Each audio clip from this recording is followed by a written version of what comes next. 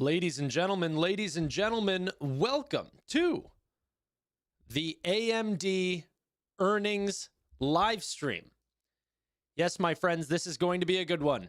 We are tuned in, we're locked into not only AMD, but SMCI, Upstart, Kopang, Toast, Kava, Axon, Kratos, Tempest AI, Kopang, I already said that one, Arista Networks, Rivian, Astera Labs, Zeta Global, Amgen, Live Nation, Revolve, Clover Health. These are huge names. Got smaller as we went down, but geez.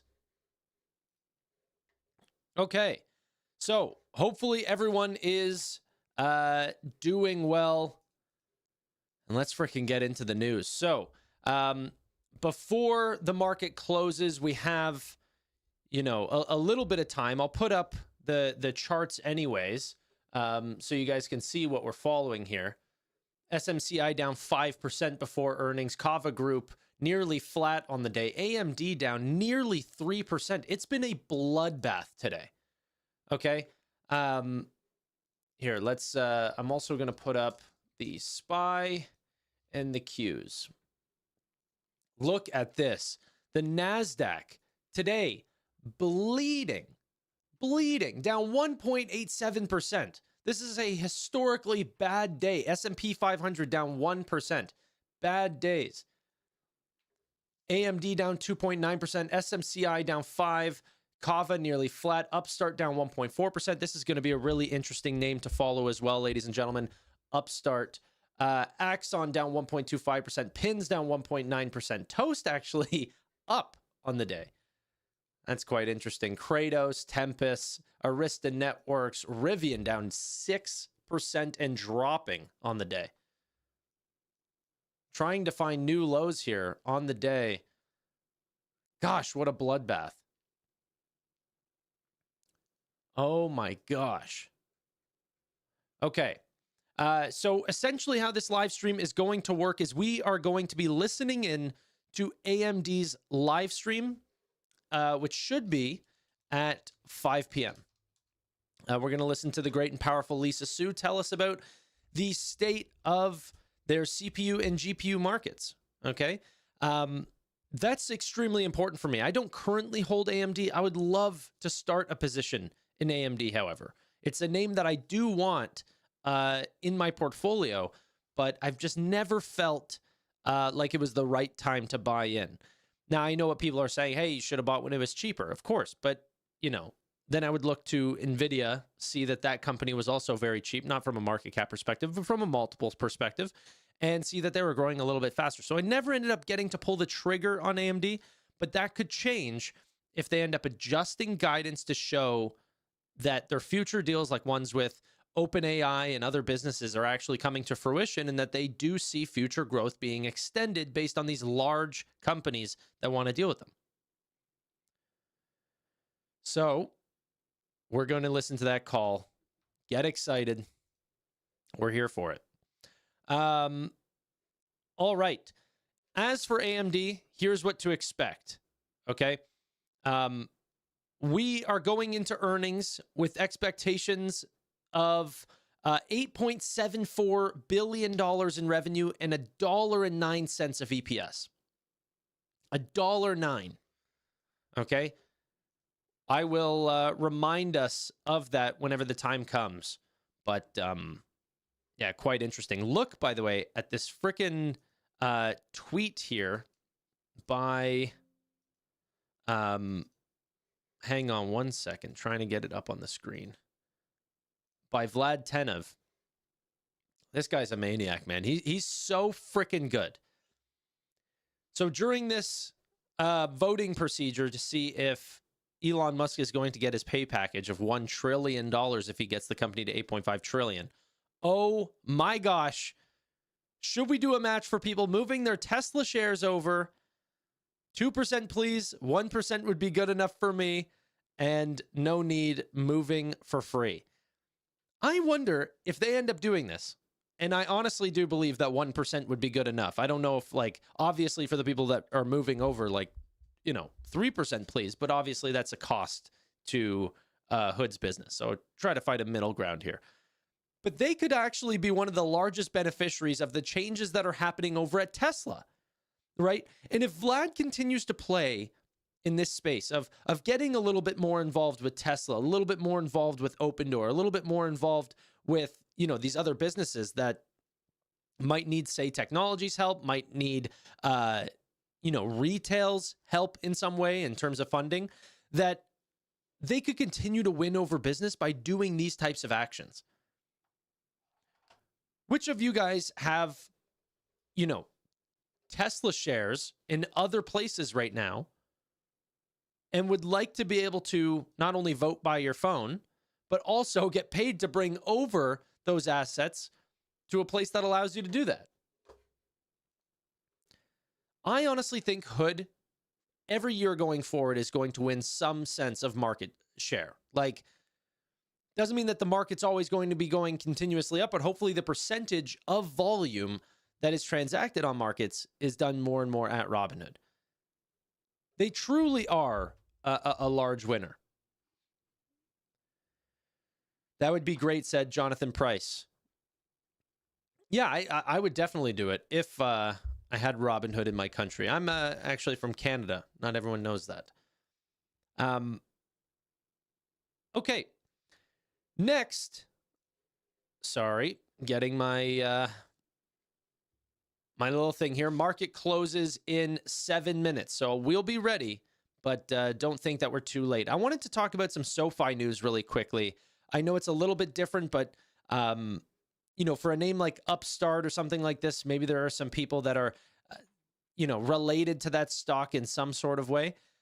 What we ended up seeing was them actually launching their United Airlines card. So we knew that this was coming, but actually seeing it happen, a completely different thing. So we knew about Southwest, and that ended up pumping up the stock. There was a LinkedIn request that also, or a LinkedIn post that also came out saying that, we're quadruple oversubscribed on the amount of cards, like the capacity that we were expecting. We didn't even have the tech to support it. Like, it was so loved in the initial launch of the Southwest card, which is another airlines getting a debit rewards card to start building up those rewards points. So then United ended up getting in. Now we're going to see how successful this is for SoFi. If, SoFi ends up getting onto, or if Southwest ends up getting, what do you call it? Very oversubscribed, and there's more and more users coming on, and then United ends up following suit, Galileo is going to be going around to all the travel companies, all the hotels, all of these other areas, and say, hey, like, we can hook you up. We've done this multiple times.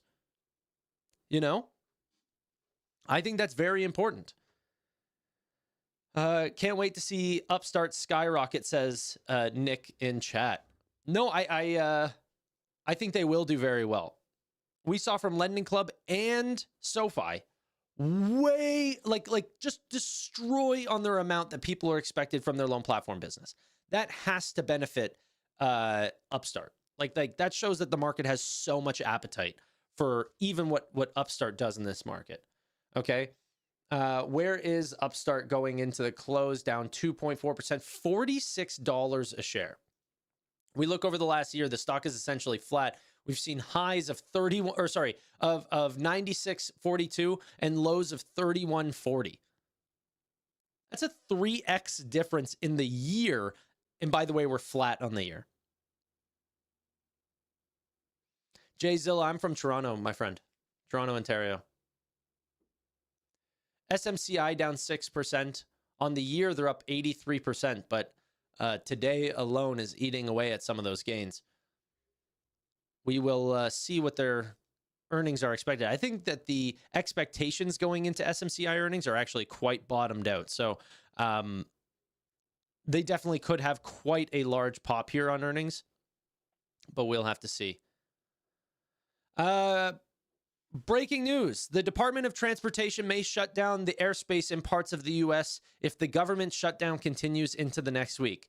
50% of air traffic control facilities are facing shortages. 13,000 air traffic control employees are working without pay right now. Wow. Wow. I heard it was bad. I didn't hear it was that bad. That's just incredible. Okay. So let's get ready for earnings here in the next 3 minutes. That's whenever we're going to see. And let me get the times on that as well. AMD's numbers don't actually drop till 4:15. Okay, so we'll have some time to go through some other numbers as well. SMCI drops at 4:05. Kava drops at 4:10. Upstart's going to drop at 4:05. Axon immediately at the bell. We should get Axon numbers. Okay, so they'll be nice and spaced out for us to go through all these numbers. That's actually great. I love that difference there. That way we can go through AMD's numbers in their presentation almost solo. Okay. Did you guys know, by the way, I don't know if you guys are Tesla fans or whatnot, but I just love this and this is not even a Tesla post, but it is a self-driving or smart car post, I guess. I absolutely love this. Google Maps just unveiled that they have going to have AI live lane guidance that uses the car's front camera to analyze real-time road conditions and guide drivers through complex interchanges. I think that looks unbelievably good. We'll have to see. This is why I love technology, though. It's not even the largest, revenue producing product per se, but boy, oh boy, could that change traffic, I guess. AMD now down 3.6%, $250. Are we going to close under $250 before earnings? I think that almost sets you guys up to see some pretty good earnings for the most part. Oh my gosh. I need to check on Ethereum real quick. No, not Grayscale ETH. I want actual ETH. $3,200, down 11%. And then Bitcoin. And then BMNR, if we're down 11% on ETH, down 8% on BMNR, under $40. $39.34. Do I buy a little bit more? When does the bleeding stop? Do you think we're going fully into crypto winter, or do you guys think that this is, something that might happen over the next few weeks or something? I don't know. I might have to just do a little early DCA really quick. Because, it could continue to fall. I mean, it's not impossible that we see under $30 a share if we continue to see ETH falling. But along the way, I like to do some purchasing.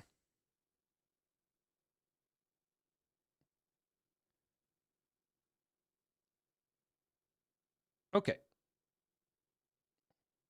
There we go. And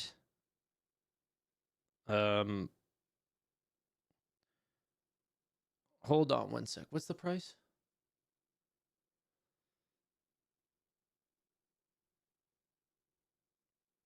Okay. Oh, we're about to see we're about to see breaking new lows here. Oh my gosh. 39.30 now.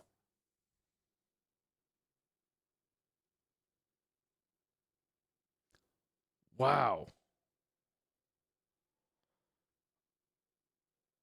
Okay. All right, I'll put my phone down. I'll stop adjusting it. Yeah, rip on BMNR. Ethereum down 11.8%. Maybe a slight recovery. Oh, by the way, sorry, market's closed. Market is officially closed. Let's get those numbers. Sorry, what a bleed from BM&R. I was just getting a little bit over my skis there. Wow, immediately red candles. SMCI seeing green candles. We shouldn't see numbers from either one of these companies right now. This could just be a little bit of jitter. So who knows? I also am going to be following BM&R through this as well. Axon immediately down 5.6%, 7% in the after hours. Let's get these numbers. Let's get these numbers. Immediately not looking great. Maybe an overreaction from Axon. But, wow, okay. It's just one of those days. It's a bloodbath. They happen. I mean, this is the fun about investing, right? For all the days where we see nothing but green, you have to take these days. This is part of the journey. It's about staying super calm. Okay, Tempest AI. I have Tempest numbers down 2.6%. I'm not 100% sure why. We ended up seeing double beats. Beat on revenue by 2%, beat on EPS by 39%. They expected negative 18 cents of EPS, and what we got was negative 11. So 7 cents upside on it's still negative, but you know, much better than they expected. Kratos down freaking 7% as well. Whereas Upstart down 2.9%, 3%. I have Axon numbers. Yep, big miss. Revenue beat by 1%. Okay, so they expected 705 million. They got 710 million. So 1% beat.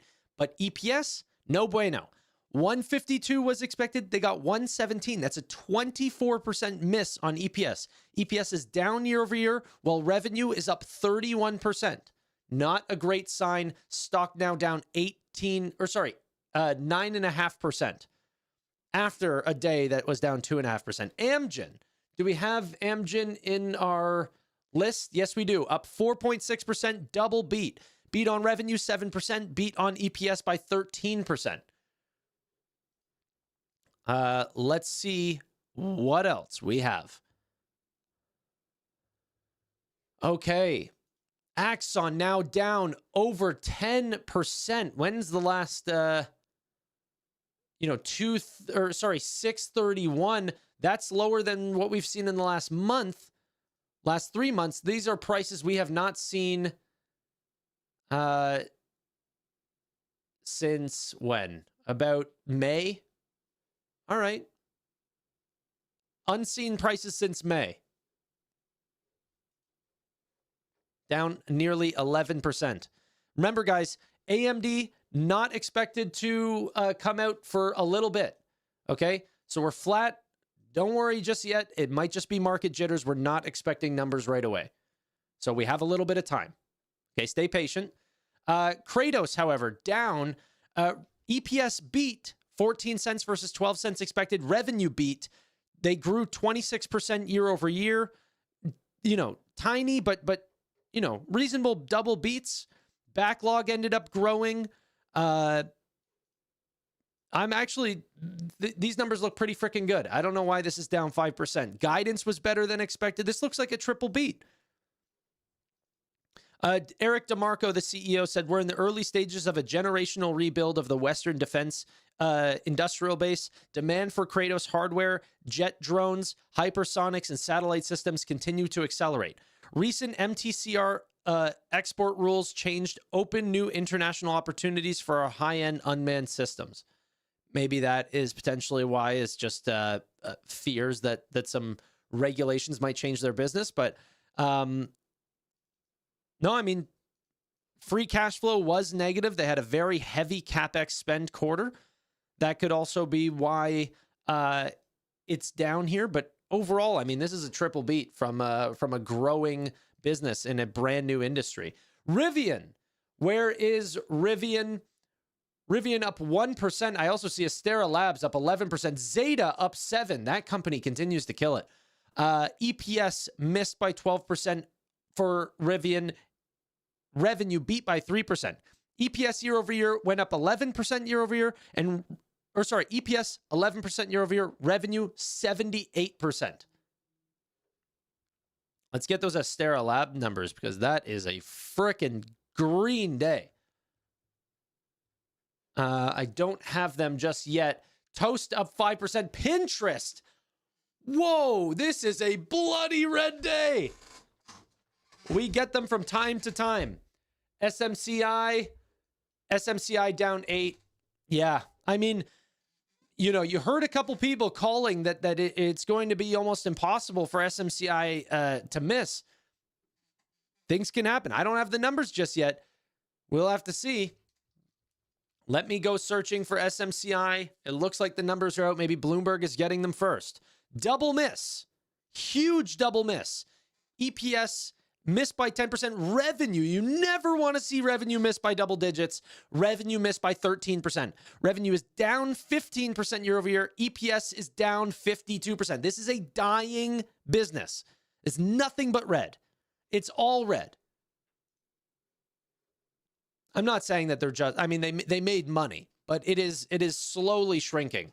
Year over year, expectations are lower than expected, not what you want to see. Toast, up 4.5%. EPS is up 23%, 16 cents versus 13 cents.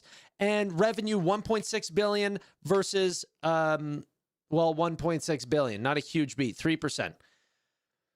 EPS grew 130% for Toast year over year. Revenue up 25%. Remember, this is Shift4's largest competitor. If this is saying anything about the industry, that's very good. You're going to brush off some of those Fiserv concerns. That's very, very good. If you're a Toast investor, you're a happy camper. Upstart. Where is Upstart? Upstart down 3%. I get why. EPS, well, I don't get why, actually. It was a good quarter. They beat on EPS by 24%. They expected 42 cents. They got 52 cents. EPS grew by 1,000% year over year.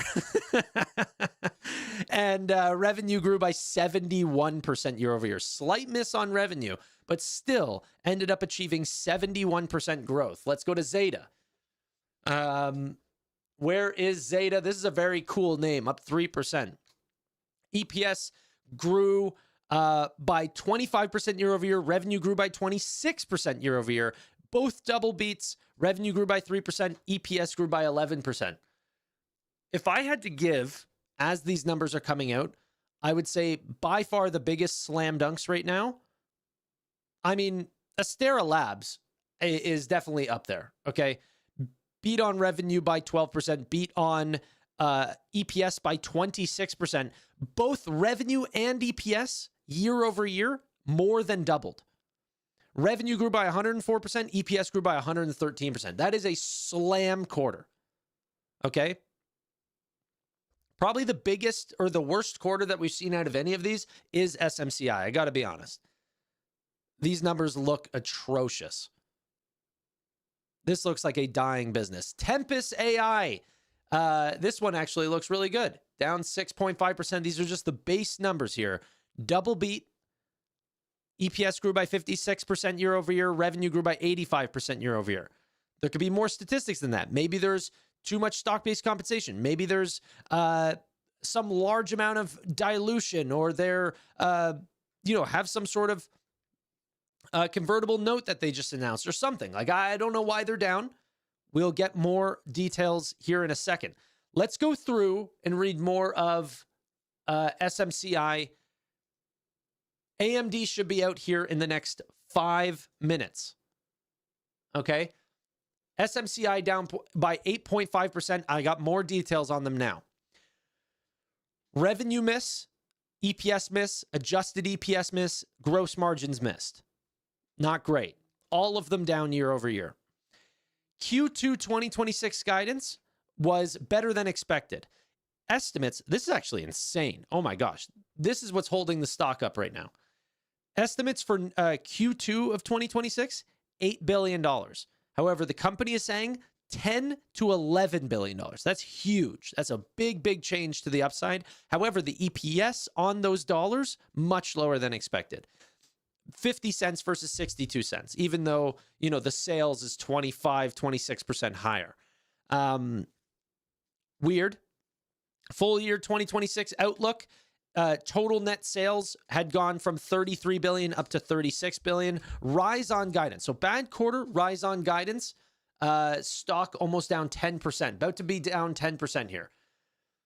The CEO said, powered by DCBBS, Supermicro is expanding into leading AI and data center infrastructure company. With a leading expanding order book, including over $13 billion in Blackwell Ultra orders, we expect at least $36 billion in fiscal year 2026 revenue. You got to love it. No matter who is winning or losing, NVIDIA wins. Okay? NVIDIA takes some part of that win. AMD starting to see some green shoots here. Let's see if we have anything. I just think this is jitters. I don't see anything just yet. Kava, miss on bottom line, flat, in line on revenue. So that doesn't look crazy. Let's go to Rivian really quick while we wait for those AMD numbers. Rivian up 3.2%. Beat on revenue. Adjusted net income.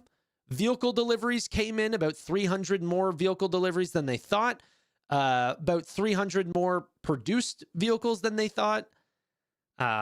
Gross profit was higher. Margin was higher. Cash and cash equivalents was $400 million higher than expected. Their outlook ended up getting increased. So now looking at 42,500 vehicles delivered for full year 2025. CapEx to be around $1.8 billion. That's in line with what people were expecting. The R2 launch is still on track for the first half of 2026. Validation builds expected by year end. They expanded their Illinois plant to 215,000 annual capacity, broke ground on a new Georgia facility, adding 400,000 units. Software and services revenue was up 324% year over year. Automotive revenue was up 47% year over year. Hosting Autonomy and AI Day on December 11th. Ooh. Is that I don't follow Rivian very close, so I don't know if that's new. If that's new, that's very exciting. Announced Mind Robotics, raising $110 million external seed capital. They're getting into robotics, eh? Wow. Ooh. Is Rivian a little semi-Tesla play here? RJ, the CEO, says, we're making strong progress on the R2 in our technology roadmap. We believe the future is fully electric, autonomous, and software defined. Rivian's vertically integrated tech and direct ownership model positions us to build a category-defining brand, up 3% in a very, very big sea of red. Axon down 13%. Pinterest down nearly 17%. Oh my gosh. When's the last time we've seen Pinterest at $27? Back in May. Yeah, a lot of these tech companies are reverting back to their prices not seen since May. Erasing essentially, 5-6 months of progress. If you guys think that these companies are in better positions, have more money, have more customers than they did 6 months ago, this is a better buy than where they were, previously. Pinterest, however, if we look at these massive red candles dropping this stock lower, what we end up seeing, oh, wait, you know what? I'll talk about Pinterest here in a second. AMD is expected to drop numbers right now, and we're starting to see some immediate candles here. So let me go looking for AMD numbers, and then we can get back. Okay, all focus on AMD. AMD's going to crash. I can feel it. I mean, here's the thing. They need to put up some good numbers because right now the market is pissed. They want, that's a good sign. That's a great sign, ladies and gentlemen. Hold on. The market is tentative. I don't even know if anyone has numbers just yet. We're waiting. These are good signs. If Bloomberg is getting it first,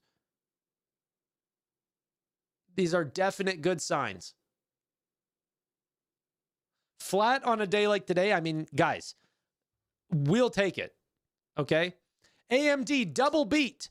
However, double beat on EPS by 3%, beat on revenue by 6%. EPS is up 30% year over year, revenue is up 36%. Nothing offensive right now. It's not, it doesn't scream bullish, okay? On a red day like today, let's hope for any amount of green at this point. Let's wait for the earnings call. But today is a day that you need to survive. You look around, you see SMCI down 8%, Kava down, Upstart down, Axon down, Pinterest down. Everything is down. And AMD right now is flat. Let's see. Once I get more numbers on AMD, we'll go over it. EPS grew by 150% quarter over quarter, and revenue grew by 20% quarter over quarter. That is insane. Okay, I've got the numbers here as well.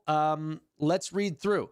We delivered an outstanding quarter with record revenue and profitability reflecting broad-based demand for our high-quality EPYC and Ryzen processors and Instinct AI accelerators, said Lisa Su, AMD chair and CEO. Our record third quarter performance and strong fourth quarter guidance marks a clear step up in our growth trajectory as our expanding compute franchise and rapidly scaling data center AI business drives significant revenue and earnings growth. Let's go immediately down to find their data center growth specifically. Let's go segment level here. Stock up 1.5%. That's what we want to see. Data center growth was up 22% year over year. That's more like it. That's growing. Okay, that's very, very good. Okay, I think last quarter was like 15%. People were very, very disappointed with that. Client and gaming segments up 73%. Client revenue was a record $2.8 billion, up 46% year over year, driven by the record sales of Ryzen processors and a richer product mix. When did I buy my computer? I think I actually have a Ryzen CPU in there. So you guys are welcome. Gaming revenue, holy shit. Gaming revenue was $1.3 billion, up 181% year over year by higher semi-custom revenue and stronger demand for the Radeon gaming GPUs. Embedded segment was down 8% year over year. Dude, what's up with that gaming revenue? Is that just like a really easy comp? What even is that? That's incredible. I got to go to Fiscal AI real quick to see what their past quarters were. Getting some red candles here, down 1%. Okay, wait. Let's read through some of this press release. Maybe they're seeing something I'm not. Well, I mean, it's not like we're down 6%, so these could just be jitters. Recent PR highlights. OpenAI and AMD announced a strategic partnership. We all knew about that. Oracle and AMD announced Oracle Cloud Infrastructure will offer the first publicly available AI supercluster powered by the AMD Helix rack design with AMD Instinct MI450 GPUs. AMD unveiled its Helix rack scale design. Cisco and AMD announced an expansion collaboration with G42 to deploy a large-scale AI cluster powered by AMD Instinct MI355X GPUs. IBM and AMD announced a multi-year collaboration. Yeah, just a bunch of these. AMD and the Department of Energy announced two new next-generation supercomputers, the Lex AI supercomputer and the Discover supercomputer. That will be delivered by 2028. Okay. AMD expands its x86 embedded processor portfolio, including the AMD EPYC embedded 45 series processor. I don't know how you actually say that. And then the AMD Ryzen embedded 9000 processors. Cool. Okay, for the fourth quarter of 2025, AMD expects revenue to approximately be 9.6 billion, plus or minus 300 million at the midpoint of the revenue range. This represents a year-over-year growth of approximately 25% or sequential growth of approximately 4%. Non-GAAP gross margins expected to be 54.5%. And our current outlook does not include any revenue from the AMD Instinct MI308 shipments to China. Yep, same as NVIDIA. Okay, that makes a lot of sense. Okay. Tim in chat just said they picked up more SoFi. AMD also filed just filed their 13Fs. They exited IonQ. Let's see what else happened. They exited IonQ. They didn't change any of their other positions, I don't think. Rivian, Nautilus Biotech, Marvell, Astera Labs. Cool. Cool. They sold out of IonQ. They literally took profit on Quantum. How funny is that?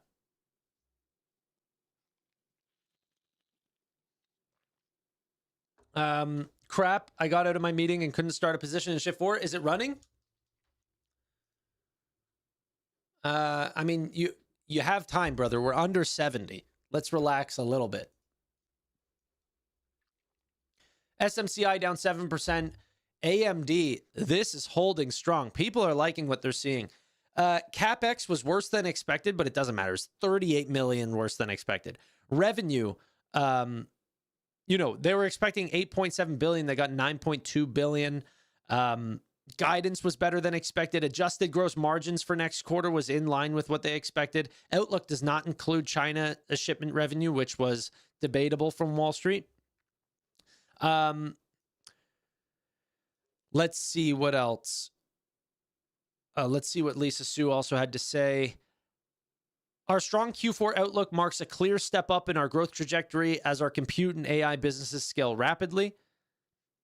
CFO said, we saw record free cash flow and disciplined execution reflecting the strength of our leadership portfolio, and investments in AI and high-performance computing are driving long-term growth and value creation. Very, very cool. Okay. Let's go to the actual earnings results, or the earnings page, and see if we can go through their slide presentation really quickly, which we can. And okay, I want to see what their... Oh, this is not going to be a great presentation. Let me go here for a sec. I want to see if gaming revenue. Yeah, okay, maybe. Yeah, that's why gaming shot up so freaking much year over year. This was a bottomed out quarter for them. Okay, I thought that gaming was just skyrocketing. It still looks great. Like, I'm not, a return back to where we were before. That's perfect. But I thought we were seeing something extraordinary there. And then what about client revenue? Decent comp, actually. It's going to be harder next quarter, but obviously they've put out the highest numbers that they've ever seen. This is great. And then data center revenue and data center operating income as well. Let's take a look at that data center revenue and growth. I mean, they definitely put up good numbers. It's just hard comps. Next quarter is going to be hard as well. Q4 saw some pretty great growth. AMD might be selling off a little bit, down 2.4% right now. SMCI down 6.3%. Kava down 4.5%. Upstart down 8%. Axon down 20%. Guys, we got to go through these numbers. I mean, these better be a bloodbath or I'm taking a position. Like let's get real. So you're saying right now you can get shares for $560. That would place us back in April 2021. Or sorry, April 21st of 2025. That is crazy. 560 is where the stock is being placed right now. We are in a little mini crash right now for some of these names. Pinterest down 15. Axon down over 20%. These must be the worst numbers I've ever seen because, to be honest, to be very honest, Axon has been BM&R $38.76. That's just following Ethereum. Ethereum's, tanking right now. That makes sense. Okay, let's get back into these charts really quick. We'll zoom on this and we'll go back to AMD. This is Fiscal AI. I am partnered with them, so you guys can check out Fiscal AI/Future if you guys want to use this product. But they already have all the numbers for September 2025. Like, they update immediately. So if we go to, not client, sorry, data center revenue, or actually we'll take a look at data center operating income and then the percent change there. So last quarter, I don't know, I don't remember what went wrong with the data center operating income or what happened, but that's starting to recover a little bit back to where we were before. I'd like to see a margin on that, but I'll have to build that really quick. I don't want to do that. But it actually does look like the margin has decreased on data centers because, well, clearly we have the highest amount of data center revenue. It's not the highest amount of operating income for data centers. So that says that the margin is decreasing. Stock is starting to go into a little bit of a dangerous territory now, nearly down 4%. The markets is just in a bloodbath for these earnings. You can't make them happy. A double beat, triple beat, essentially, is not making people happy on AMD right now. Just incredible, man. I don't know. I do not know. Okay, let's see. Overall, like, look at their total revenue. Just for this quarter. Look at this. They said they were going to do it. They said that they were going to rapidly expand revenue, and now we're starting to see it. Let's also get that as a percentage change. I mean, is that not what you want to see? Down 3.6%? If only your boy had any money. You know? Shanvi says, Tanner, you're a scammer. Why are you acting so cool about BM&R tanking? You actually ruined me. Dude, it is a speculative play. I am talking about my portfolio. I didn't ruin shit. You went 2 balls deep in a company that you don't have a stomach for. Grow up, be an adult, take responsibility for your own actions. You weirdo. BM&R is a speculative play on Ethereum. If Ethereum goes down, like, this is one company that goes out and buys Ethereum. Ethereum's over $500 billion market cap. Do you think that they are controlling the market for Ethereum? Ethereum's been around for over a decade. What are you talking about, scammer? How am I making money on you by saying that I'm buying BM&R? You dummy. Get out of my chat. Grow up. The whole market's red. Do you see that? Dude, I'm a scammer because the market's all red. It's a speculative name. Don't put your freaking house and mortgage on it. Take care of your kids, you weirdo. Okay, let's go back. You're the bad investor for panicking, you weirdo. Okay. So Q3 diluted EPS 75 cents for AMD. Let's see if debt was flat. Okay, that's just interesting as I'm scrolling through. Q3 data center revenue. Do we have margin on here? Operating margin? Yeah, there was a decrease. So now we're down to 25%. It was 29% year over year. Okay. But lots of growth. 25% though on an operating margin is you know, not the same as what NVIDIA is putting up. Let's just say that. They have like essentially, you know, 70% or, well, no, from an operating margin, what would that be? 55, 60% nearly? 25% is definitely a different ball game.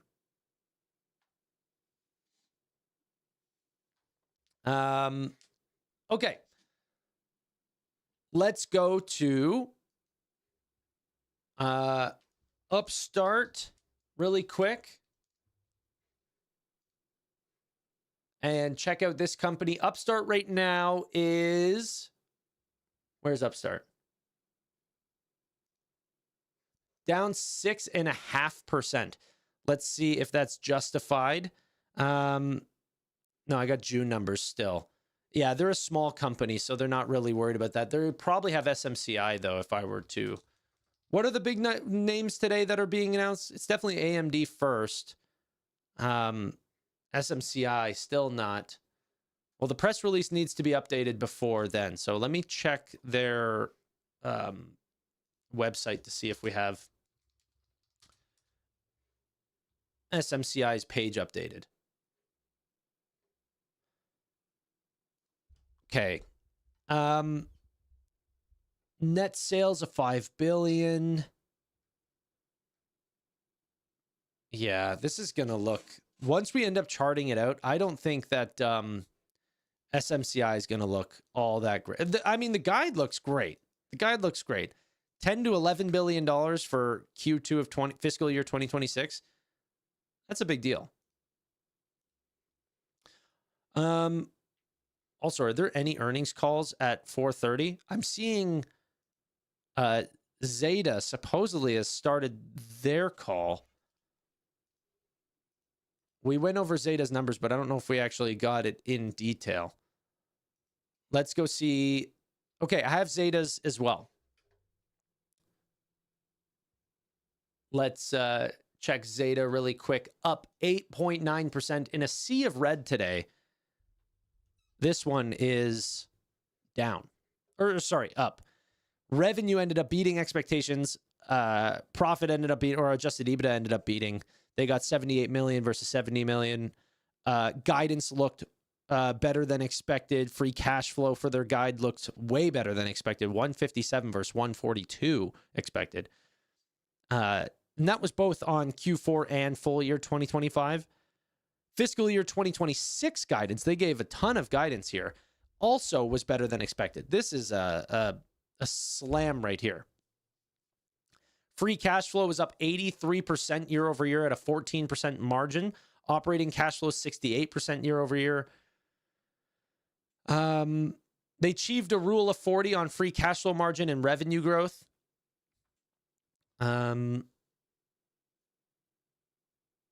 They launched Athena by Zeta, which is an AI conversational agent that's driving engagement. Announced a $200 million share repurchase program through 2027. The CFO said that they are doing durable, predictable, and profitable growth will continue. CEO David Steenberg said, we are growing faster because our AI and data is superior. Athena, One, Zeta, and Zeta Live momentum strengthen our leadership in the MarTech landscape. Yep. Gotta love these marketing spaces, eh? Axon is dead right now. This is looking so bad. I'm actually like worried for the people that hold this name. Doesn't what's his name own this? Okay, yeah, let's actually look at Upstart really quick. Sorry. I'm getting distracted. You're right.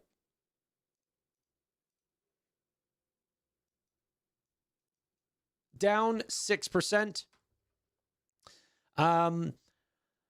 Upstart's revenue was up 71%. We talked about this. EPS ended up beating. Outlook was a little bit shy on the revenue for full year 2025, but higher for their amount of earnings. Let's see what else. Total originations was 2.9 billion, up 80% year over year. Guys, we did it. Okay. Can I just say that, you know, their entire business is SoFi's loan platform business, right? If you look at, you know, how much they originate, which was $2.9 billion, SoFi did more than that this quarter. SoFi has grown more than what Upstart is doing their own game. By the way, it's not their only business. Okay. That's pretty freaking impressive. That is pretty freaking impressive.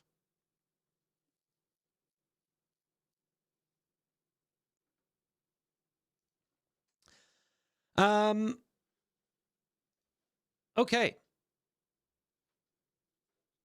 Let's see.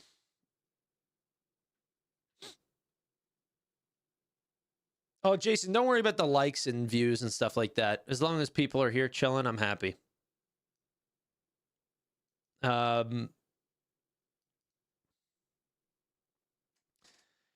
Okay, let's see here.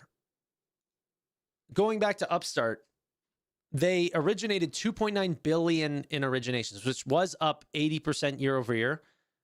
But let's be honest, SoFi is doing more than that. And they started a year ago. Anyway, Upstart said Q3 marked rapid growth, profitability, and AI leadership, with originations up 80%, revenue up 71%. Our AI platform continues to adapt to macro signals while delivering strong credit performance. Stock is down 6%. AMD down 3%. Pinterest was down a ton. I don't know if we've went through their numbers just yet. Down 17%. Pinterest ended up delivering lower than expected EPS, inline revenue. Monthly active users was higher than expected, up 12% year over year to 600 million users. Free cash flow rose 30% year over year. Adjusted EBITDA margin improved. They grew across US and Canada revenue. Europe was up 41%. Rest of world was up 66%. Global average revenue per user was $1.78, up 5% year over year. Unless this stock has like run a ton, which I can't believe, that like the price to earnings ratio is 11 times on this company. 11 times. Revenue grew 17%. Free cash flow grew 30%. Margins improved. There must be some other thing that I'm missing here, because this is not that bad. We had a strong quarter with 17% revenue growth and record 600 million users. Our investments in AI and product initiatives are transforming Pinterest into an AI-powered shopping assistant for hundreds of millions of consumers. What the heck is going on here? People are tanking this stock over what? Guidance was in line. Revenue was in line. EPS was a slight miss. 38 cents versus 42 cents. It's 4 cents. I don't know, man. It seems like there's just the market wants to be pissed right now. Axon down 21%. I wonder what like Shy or some of these guys are saying.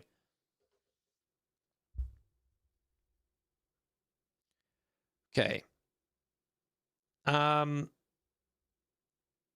Let's see. Trying to get Axon breakdown here, but I might just have to go to their thing. It looks like there was maybe a double. Oh, no. EPS ended up missing a lot, but adjusted EPS was actually a beat.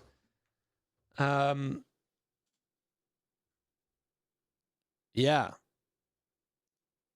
EPS was the big miss here. Outlook looks better than expected.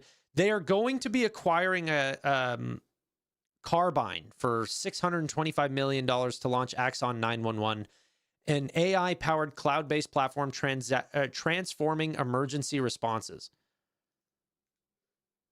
Is that terrible?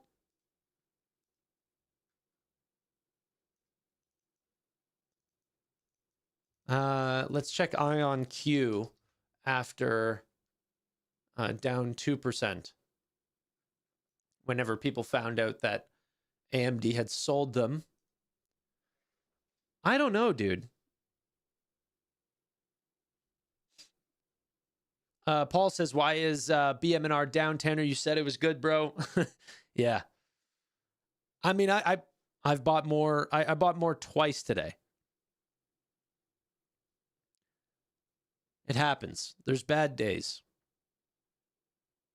Axon might be, might be the play here, maybe. I don't know. Like what could they possibly say in their earnings call? Or what has happened that made this so bad? Or is it just the multiple that we're going into the earnings with? Down 20%. That does not seem right to me. Let's take a look at their... Oh, wow. They have a terrible color to do this with, but this is their brand color. So growth on their products revenue ended up dropping. The growth ended up dropping from 28% to 23%, but the overall revenue is the highest they've ever seen, $405 million. And then if we look, sorry, not at gross profit, let's go to service revenue, which is what I would like to assume would probably be the higher margin business, actually accelerating that growth from 38% to 41% on what might be their last easy comp. It's only going to get harder from here.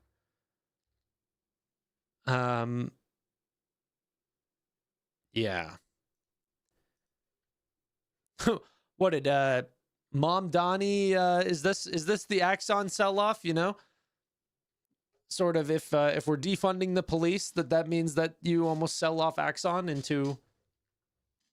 I mean, I don't know how real that is. Maybe that's the play. I'm kidding.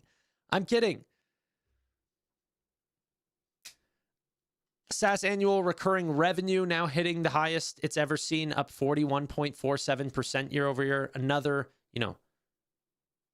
semi easy comp comparatively, right? Net dollar retention 124, the highest they've ever seen. I don't know, guys. I don't know if this is a name you sell off 20%. I'm gonna buy a little teaser position here. Don't follow me. So you guys, the person who's never paid me $1 in chat calls me a scammer.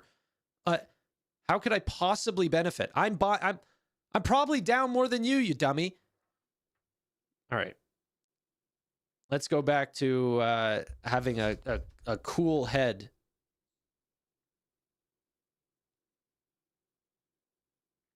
And buying Axon shares. Okay.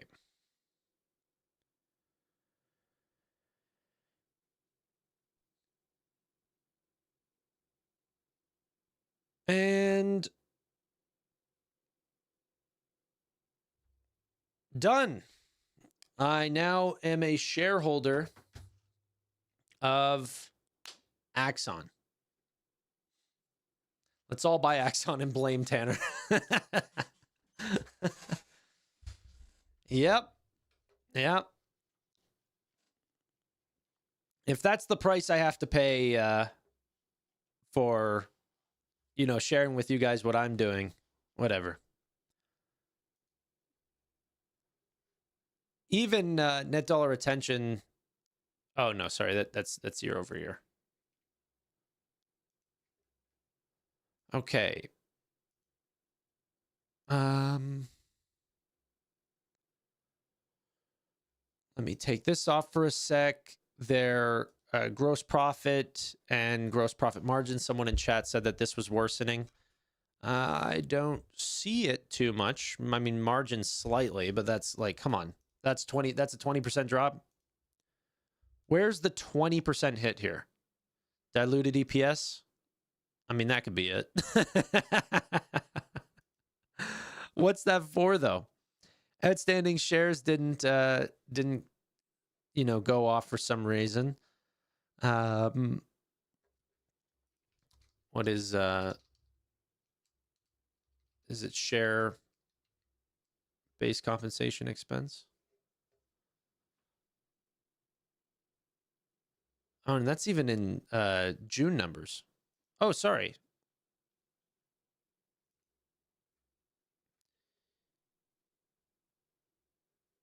Oh, because I don't know.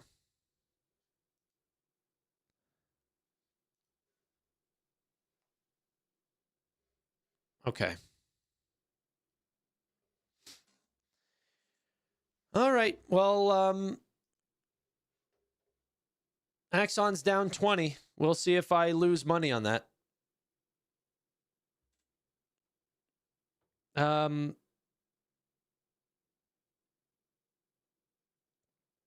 I blame Tanner for all my life choices. Yeah.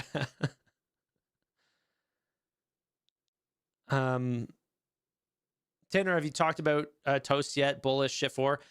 It depends.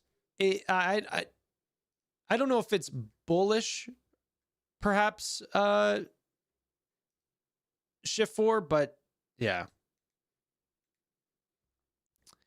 Tom Lee is actually tweeting right now about him going to work at McDonald's.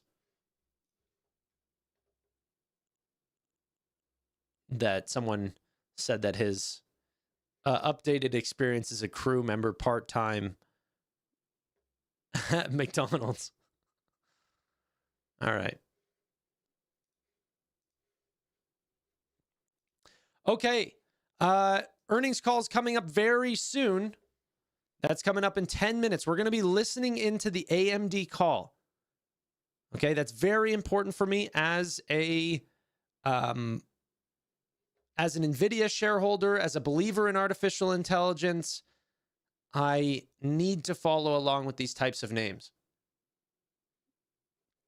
I would love to get more reports on Axon. I'm really not seeing this. Like, what is this? 7th straight quarter of 30+% revenue growth, record annual recurring revenue and software service momentum. Taser revenue is up 17% year over year. Connected devices up 24%. Future bookings was $11.4 billion. What if they're right? What if they acquire this AI-driven emergency response platform and it truly is the way that we do 9/11 response tools? Is AI based? The goal is to cut high priority 9/11 response times from 7 to 10 minutes to as low as 2 minutes. The new Axon Body Workforce Mini for enterprise customers in retail, healthcare, and logistics. We're building the future of public safety with Axon 911 in Carbine. We're closing the gap between emergency calls and real-time response, says Rick Smith, the CEO.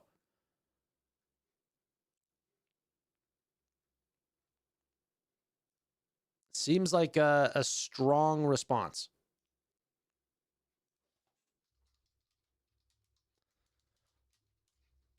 What am I missing on Axon's large sell-off here?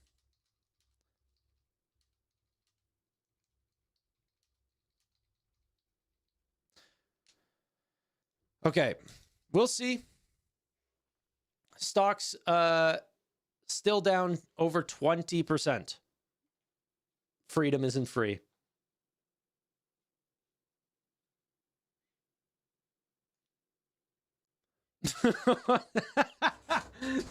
Did I say 9/11 instead of 911? Sorry, my bad. I don't think many. I guess I never thought about that. I guess people don't say call 9/11.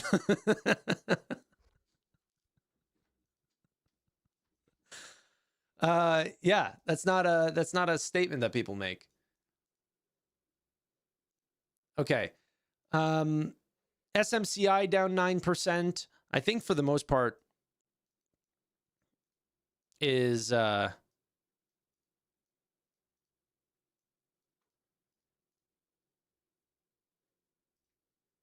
think for the most part, we covered SMCI.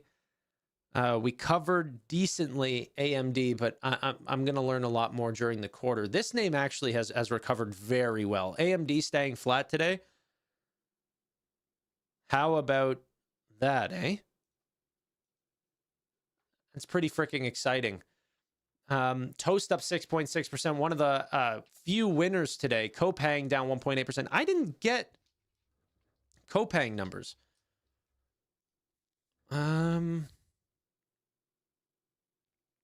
Huge average customer climb for Copang. EPS beat, revenue beat, down 1.8%. This is how you know the market is just not having it today. This is a solid double beat. Yeah, they beat across the board. Free cash flow improved. Yeah, what a solid business. Okay. Arista Networks down 11%. Rivian up 3.4%. Zeta up nearly 8%. And if we head back to AMD, we're flat. Do you think that this, like the question to you guys, do you guys think that this is all, government shutdown fears? That if this essentially just continues to go in this direction, but then we would see it more broad-based. You would see that in the Qs. They're not down. S&P's not down. People are like literally actively thinking Axon deserves to be down 21% on this news. What are we talking about? It's an expensive name. I'm aware of that.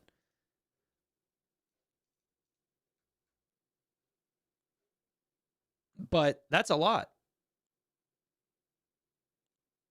I did buy a position in Meta after the most recent earnings.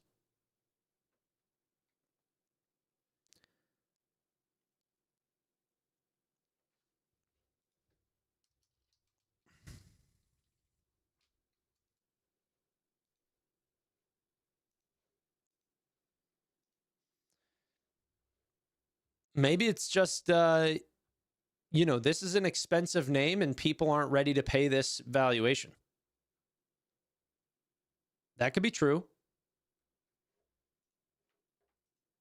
21% seems harsh. I'm willing to take that bet. Nibbling into Meta is probably smart. Oh, I honestly think that the rotation from, well, not even rotation, but my focus on buying in Google and Amazon, whenever those were getting early, sold off a little too aggressively, and then them turning into winning names is going to work out very well for Meta, in my opinion.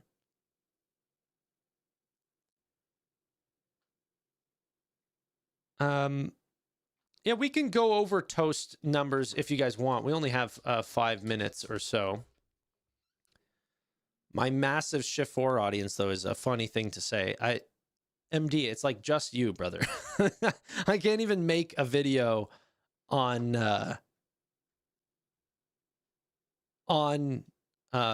Shift 4 because no one will watch it. Okay, let's go to Toast. And then the call is going to start here in 5 minutes. Toast up 6.6%. Toast delivered another strong quarter. ARR grew 30% year over year. That's annual recurring revenue to over $2 billion. Adjusted EBITDA grew to $176 million.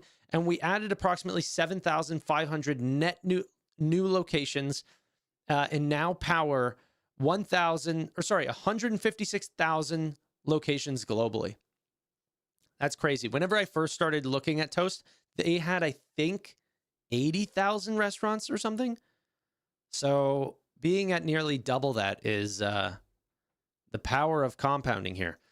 We have an incredible opportunity to drive sustained growth over the next decade as we expand our leadership across U.S. restaurants, scale into new markets, and further expand our TAM. Our most recent launches of Toast IQ and Toast Advertising are already helping customers both increase revenue and operate more efficiently. With the momentum that we have in our new investments we're making in our platform, in artificial intelligence, and in our partner ecosystem, I've never been more confident in the opportunity ahead, said the CEO. Wow. ARR increased 30%, but total locations increased 23% year over year.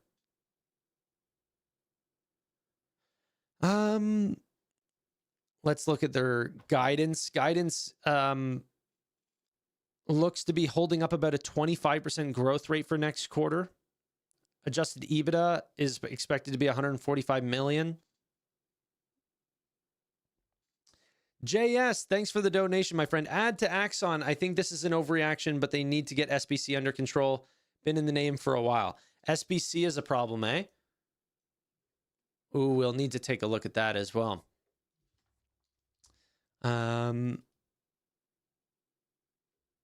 Let's actually look at that really quick.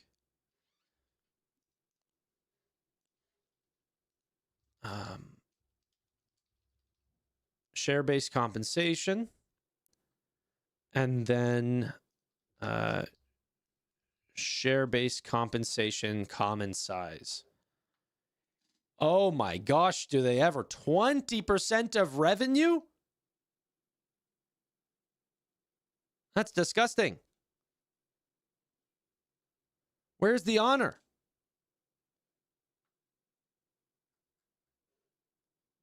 That's gross. What happened to back whenever they were, doing 6%? What is this?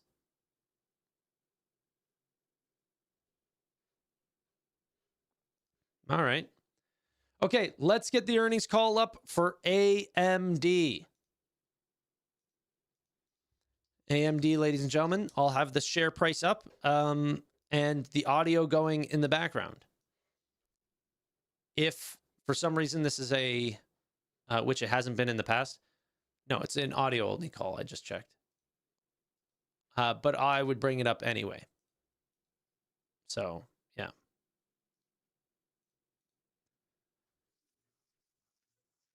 Okay.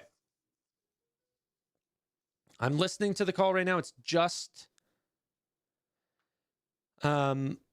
music right now. But I'll switch over whenever it's not. Rick is like the highest paid CEO on a percentage basis. That's a really interesting point. Okay.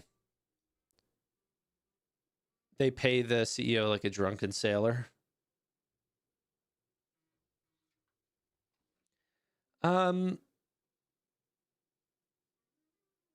Let's see. It's been an issue for each report crushing earnings, so no one cared. So the one time that they, people start to question it, then that's where all the focus gets brought on,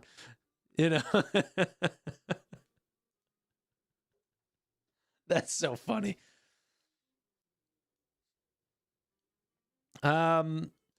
Pinterest has $3.5 billion on hand and 690 million in total debt. I mean, then they're in a pretty good net cash position. I don't know. Maybe that's a position that people want to make. Down 18% seems like an overreaction. Axon down 20%. Decent quarter. I'm not sure that's going to stay down this long. I mean, maybe this is the re-rating. You saw the Trade Desk end up getting re-rated from $144 all the way down to $40. Companies do get re-rated. But we'll see.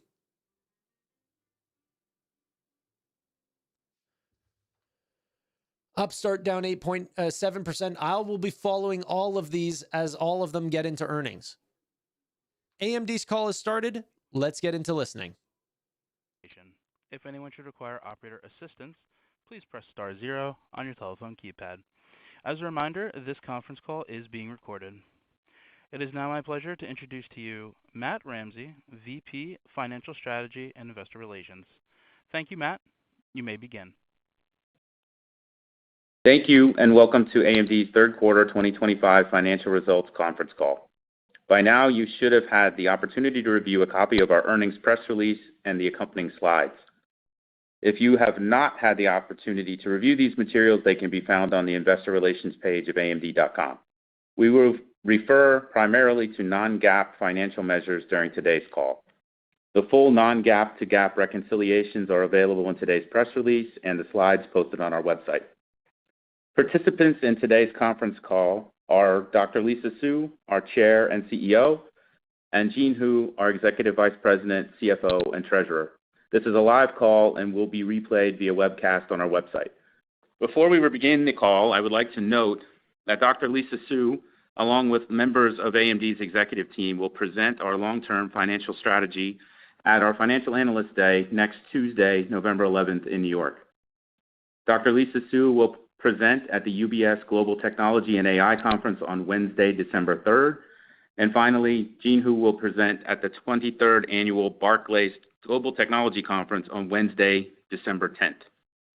Today's discussion contains forward-looking statements based on our current beliefs, assumptions, and expectations, speak only as of today, and as such involve risks and uncertainties that could cause results to differ materially from our current expectations.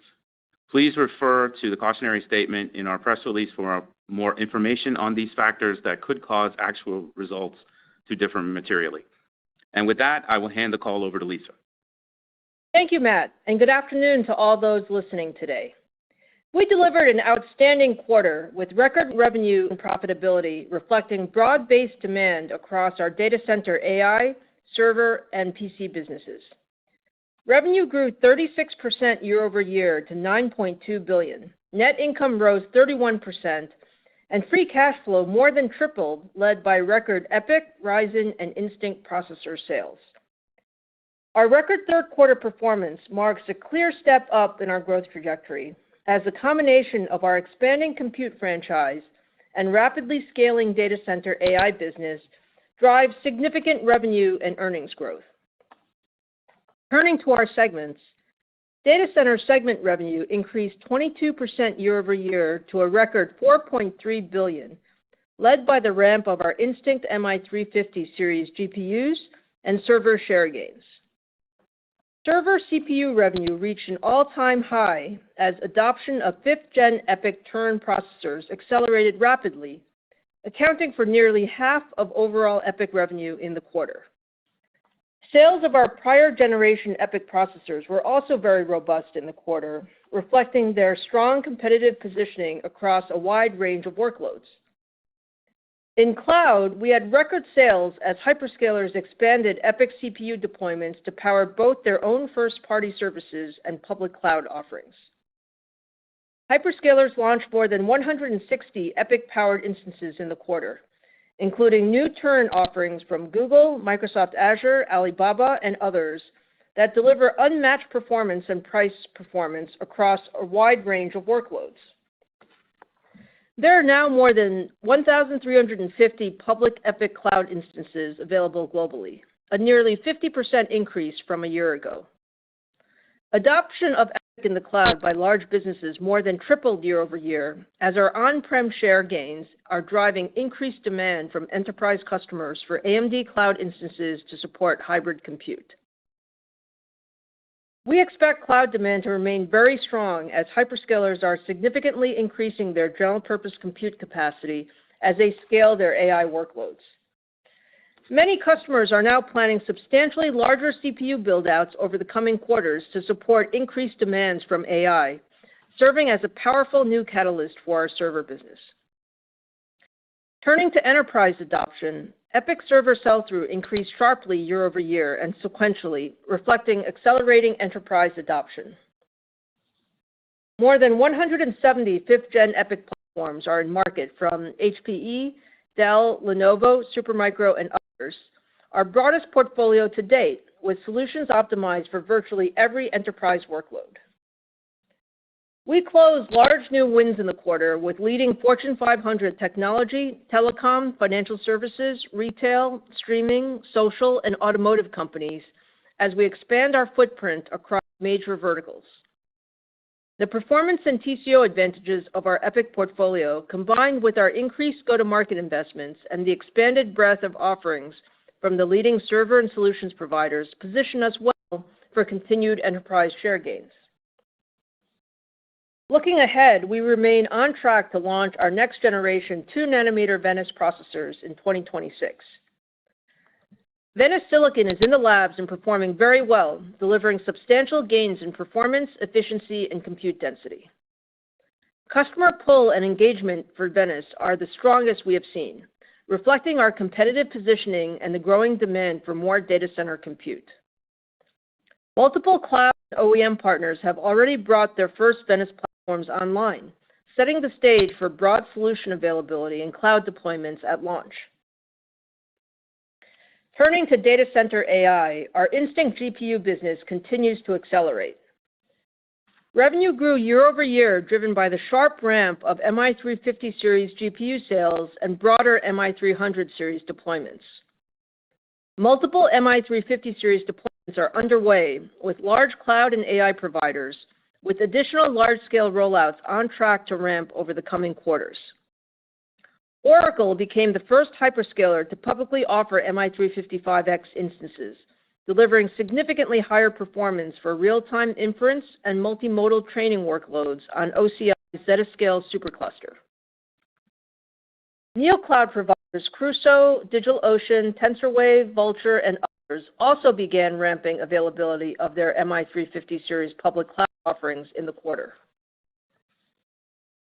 MI300 series GPU deployments with AI developers also broadened in the quarter. IBM and Zyphra will train multiple generations of future multimodal models on a large-scale MI300X cluster, and Cohere is now using MI300X at OCI to train its Command family of models. For inference, a number of new partners, including Character AI and Luma AI, are now running production workloads on MI300 series, demonstrating the performance and TCO advantages of our architecture for real-time AI applications. We also made significant progress on the software front in the quarter. We launched ROCm 7, our most advanced and feature-rich release to date, delivering up to 4.6x higher inference and 3x higher training performance compared to ROCm 6. ROCm 7 also introduces seamless distributed inference, enhanced code portability across hardware, and new enterprise tools that simplify the deployment and management of Instinct solutions. Importantly, our open software strategy is resonating with developers. Hugging Face, VLLM, SGLang, and others contributed directly to ROCm 7 as we make ROCm the open platform for AI development at scale. Looking ahead, our data center AI business is entering its next phase of growth, with customer momentum building rapidly ahead of the launch of our next-gen MI400 series accelerators and Helios rack-scale solutions in 2026.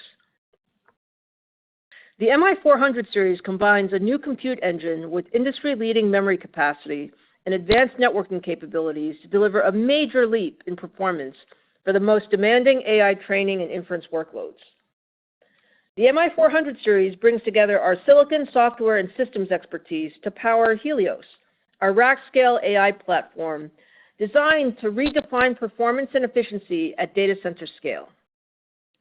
Helios integrates our Instinct MI400 series GPUs, Venice EPYC CPUs, and Pensando NICs in a double-wide rack solution optimized for the performance, power, cooling, and serviceability required for the next generation of AI infrastructure, and supports Meta's new Open Rack Wide standard. Development of both our MI400 series GPUs and Helios rack is progressing rapidly, supported by deep technical engagements across a growing set of hyperscalers, AI companies, and OEM and ODM partners to enable large-scale deployments next year. The ZT Systems team we acquired last year is playing a critical role in Helios development, leveraging their decades of experience building infrastructure for the world's largest cloud providers to ensure customers can deploy and scale Helios quickly within their environments. In addition, last week we completed the sale of the ZT manufacturing business to Sanmina and entered a strategic partnership that makes them our lead manufacturing partner for Helios. This collaboration will accelerate large customer deployments of our rack-scale AI solutions. On the customer front, we announced a comprehensive multi-year agreement with OpenAI to deploy 6 gigawatts of Instinct GPUs, with the first gigawatt of MI450 series accelerators scheduled to start coming online in the second half of 2026. The partnership establishes AMD as a core compute provider for OpenAI and underscores the strength of our hardware, software, and full-stack solutions strategy. Moving forward, AMD and OpenAI will work even more closely on future hardware, software, networking, and system-level roadmaps and technologies. OpenAI's decision to use AMD Instinct platforms for its most sophisticated and complex AI workloads sends a clear signal that our Instinct GPUs and ROCm open software stack deliver the performance and TCO required for the most demanding deployments. We expect this partnership will significantly accelerate our data center AI business, with the potential to generate well over $100 billion in revenue over the next few years. Oracle announced they will also be a lead launch partner for the MI450 series, deploying tens of thousands of MI450 GPUs across Oracle Cloud infrastructure beginning in 2026 and expanding through 2027 and beyond. Our Instinct platforms are also gaining traction with sovereign AI and national supercomputing programs. In the UAE, Cisco and G42 will deploy a large-scale AI cluster powered by Instinct MI350X GPUs to support the nation's most advanced AI workloads. In the U.S., we are partnering with the Department of Energy and Oak Ridge National Labs to build Lux AI, the first AI factory dedicated to scientific discovery, together with our industrial partners OCI and HPE. Powered by our Instinct MI350 series GPUs, EPYC CPUs, and Pensando networking, Lux AI will provide a secure, open platform for large-scale training and distributed inference when it comes online in early 2026. The U.S. Department of Energy also selected our upcoming MI430X GPUs and EPYC Venice CPUs to power Discovery, the next flagship supercomputer at Oak Ridge, designed to set the standard for AI-driven scientific computing and extend U.S. high-performance computing leadership. Our MI430X GPUs are designed specifically to power nation-scale AI and supercomputing programs, extending our leadership powering the world's most powerful computers to enable the next generation of scientific breakthroughs. In summary, our AI business is entering a new phase of growth and is on a clear trajectory towards tens of billions in annual revenue in 2027, driven by our leadership rack-scale solutions, expanding customer adoption, and an increasing number of large-scale global deployments. I look forward to providing more details on our data center AI growth plans at our Financial Analyst Day next week. In client and gaming, segment revenue increased 73% year over year to $4 billion. Our PC processor business is performing exceptionally well, with record quarterly sales as the strong demand environment and breadth of our leadership Ryzen portfolio accelerates growth. Desktop CPU sales reached an all-time high, with record channel sell-in and sell-out led by robust demand for our Ryzen 9000 processors, which deliver unmatched performance across gaming, productivity, and content creation applications. OEM sell-through of Ryzen-powered notebooks also increased sharply in the quarter, reflecting sustained end customer pull for premium gaming and commercial AMD PCs. Commercial momentum accelerated in the quarter, with Ryzen PC sell-through up more than 30% year over year, as enterprise adoption grew sharply, driven by large wins with Fortune 500 companies across healthcare, financial services, manufacturing, automotive, and pharmaceuticals. Looking ahead, we see significant opportunity to continue growing our client business faster than the overall PC market, based on the strength of our Ryzen portfolio, broader platform coverage, and expanded go-to-market investments. In gaming, revenue increased 181% year-over-year to $1.3 billion. Semi-custom revenue increased as Sony and Microsoft prepare for the upcoming holiday sales period. In gaming graphics, revenue and channel sellout grew significantly, driven by the performance per dollar leadership of our Radeon 9000 family. FSR4, our machine learning upscaling technology that boosts frame rates and creates more immersive visuals, saw rapid adoption this quarter, with the number of supported games doubling since launch to more than 85. Turning to our embedded segment, revenue decreased 8% year-over-year to $857 million. Sequentially, revenue and sell-through increased as the demand environment strengthened across multiple markets, led by test and emulation, aerospace and defense, and industrial vision and healthcare. We expanded our embedded product portfolio with new solutions that extend our leadership across adaptive and x86 computing. We began shipping industry-leading Versal Prime Series Gen 2 adaptive SoCs to lead customers, delivered our first Versal RF development platforms to support several next-generation design wins, and introduced the Ryzen Embedded 9000 series with industry-leading performance per watt and latency for robotics, edge computing, and smart factory applications. The design momentum remains very strong across our embedded portfolio. We are on track for a second straight year of record design wins, already totaling more than $14 billion year to date, reflecting the growing adoption of our leadership products across a broad range of markets and expanding set of applications. In summary, our record third quarter results and strong fourth quarter outlook reflect the significant momentum building across our business, driven by sustained product leadership and disciplined execution.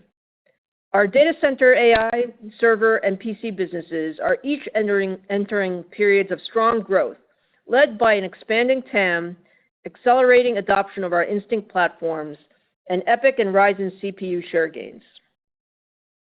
The demand for compute has never been greater, as every major breakthrough in business, science, and society now relies on access to more powerful, efficient, and intelligent computing.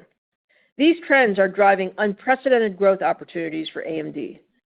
I look forward to sharing more on our strategy, roadmaps, and long-range financial targets at our financial analyst meeting next week. Now I'll turn the call over to Jean to provide additional color on our third quarter results. Jean? Thank you, Lisa, and good afternoon, everyone. I'll start with a review of our financial results and then provide our outlook for the fourth quarter of fiscal 2025. We're pleased with our strong third quarter financial results. We delivered a record revenue of $9.2 billion, up 36% year-over-year, exceeding the high end of our guidance, reflecting strong momentum across our business. Our third quarter results do not include any revenue from shipments of the MI308 GPU products to China. Revenue increased 20% sequentially, driven by strong growth in the data center and the client and gaming segment, and modest growth in the embedded segment. Gross margin was 54%, up 40 basis points year-over-year, primarily driven by product mix. Operating expenses were approximately $2.8 billion, an increase of 42% year-over-year as we continue to invest aggressively in R&D to capitalize on significant AI opportunities and go-to-market activities for revenue growth. Operating income was $2.2 billion, representing a 24% operating margin. Taxes, interest expense, and other totaled $273 million. For the third quarter of 2025, diluted earnings per share were $1.20 compared to 92 cents a year ago, an increase of 30% year-over-year. Now turning to our reportable segments, starting with the data center.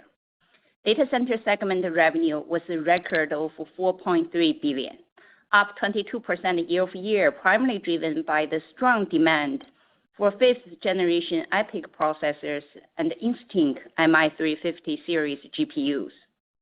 On a sequential basis, data center revenue increased 34%, primarily driven by strong ramp of our AMD Instinct MI350 series GPUs. The data center segment operating income was $1.1 billion, or 25% of revenue, compared to $1 billion a year ago, or 29% of revenue, driven by higher revenue, partially offset by higher R&D investment to capitalize on significant AI opportunities. Client and gaming segment revenue was a record of $4 billion, up 73% year-over-year and 12% sequentially, driven by strong demand for the latest generation of client and graphic processors and stronger sales of console gaming products. In the client business, revenue was a record $2.8 billion, up 46% year-over-year and 10% sequentially, driven by record sales of our Ryzen processors and a richer product mix. Gaming revenue rose to $1.3 billion, up 181% year-over-year and 16% sequentially, reflecting higher semi-customer revenue and strong demand for our Rivian GPUs. Client and gaming segment operating income was $867 million, or 21% of revenue, compared to $288 million, or 12% a year ago, driven by higher revenue, partially offset by increase in go-to-market investment to support our revenue growth. Embedded segment revenue was $857 million, down 8% year-over-year. Embedded was up 4% sequentially as we saw certain end market demand strengthen. Embedded segment operating income was $283 million, or 33% of revenue, compared to $372 million, or 40% a year ago. The decline in operating income was primarily due to lower revenue and end market mix. Before I review the balance sheet and the cash flow, as a reminder, we closed the sale of ZT System manufacturing business to Sanmina last week. The third quarter financial results of the ZT manufacturing business are reported separately in our financial statements as discontinued operations and are excluded from our non-GAAP financials. Turning to the balance sheet and cash flow. During the quarter, we generated $1.8 billion in cash from operating activities of continuing operations, and the free cash flow was a record of $1.5 billion. We returned $89 million to shareholders through share repurchases, resulting in $1.3 billion in share repurchases for the first 3 quarters of 2025. Exiting the quarter, we have a $9.4 billion authorization remaining under our share repurchase program. At the end of the quarter, cash equivalent, and short-term investment was $7.2 billion. Our total debt was $3.2 billion. Now turning to our fourth quarter 2025 outlook. Please note that our fourth quarter outlook does not include any revenue from AMD Instinct MI308 shipment to China. For the fourth quarter of 2025, we expect revenue to be approximately $9.6 billion, ±$300 million. The midpoint of our guidance represents approximately 25% year-over-year revenue growth, driven by strong double-digit growth in our data center and client and gaming segment, and a return to growth in our embedded segment. Sequentially, we expect revenue to grow by approximately 4%, driven by double-digit growth in the data center segment, with strong growth in server and continued ramp of our MI350 series GPUs. A decline in our client and gaming segment, with client revenue increasing and gaming revenue down strong double digits, and a double-digit growth in our embedded segment. In addition, we expect fourth quarter non-GAAP gross margin to be approximately 54.5%, and we expect non-GAAP operating expenses to be approximately $2.8 billion. We expect net interest and other expenses to be a gain of approximately $37 million. We expect our non-GAAP effective tax rate to be 13%, and diluted share count is expected to be approximately 1.65 billion shares. In closing, we executed very well, delivering record revenue for the first 3 quarters of the year. The strategic investment we are making position us well to capitalize on the expanding AI opportunities across all our end markets, driving sustainable long-term revenue growth and earnings expansion for compelling shareholder value creation. With that, I'll turn it back to Matt for the Q&A session. Thank you very much, Jean. John, we can go ahead and poll the audience for questions now. Thank you. Thank you. We will now be conducting a question and answer session. If you would like to ask a question, please press star 1 on your telephone keypad. A confirmation tone will indicate that your line is in the queue. You may press star 2 to remove yourself from the queue. For participants using speaker equipment, it may be necessary to pick up your handset before pressing the star keys. We ask that you please limit yourself to 1 question and 1 follow-up. Thank you. One moment while we poll for questions.